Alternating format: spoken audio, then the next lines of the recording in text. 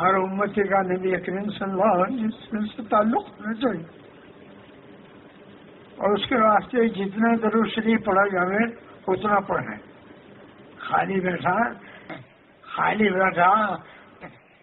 درود شریف یاد ہے تو زبانی پڑھتا رہے، شمار کرنے کی بھی ضرورت نہیں۔ اتنا بڑا مجمع درود شریف پڑھے گا اور نبی کریم صلی اللہ علیہ وسلم کی خدمت میں پہنچے گا تو اس سے حضور کی کتنی طبیعت خوش ہوگی، اور حضور کے ساتھیوں کی جتنی طبیعت خوش ہوگی کہ بھئی کتنا بڑا شریک ہوا، اور انہوں نے پھر 3 مہینے میں کتنا درود شریف پڑھا۔ اس کا اہتمام کریں کہ خود بھی درود شریف پڑھیں، اپنے ماتحتوں کو بھی درود شریف کی طرف متوجہ کریں۔ اللہ تعالیٰ مجھے اس کی توفیق عطا فرمائے اور آپ سب کو توفیق عطا فرمائے۔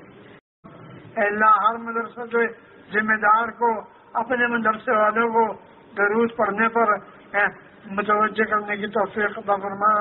اے اللہ، درود شریف کتنی کثرت سے پڑھا جاوے اور اتنی مقدار میں پڑھے جاوے کہ نبی کریم صلی اللہ علیہ وسلم بھی خوش ہو جائیں، اللہ میں بھی خوش ہو جائیں اور سب کے گناہوں کو معاف فرما دے۔ اے اللہ، پوری امت محمدیہ کے گناہوں کو معاف فرما کر اور اس کے بدلے میں امت کے درود کو قبول فرما لے اور درود پڑھنے کا شوق عطا فرما دے اور درود کی ترغیب دینے کی توفیق عطا فرما۔ اے اللہ، اے اللہ، اے اللہ، ہمیں 10,000 درود شریف روز پابندی سے پڑھنے کی توفیق عطا فرما۔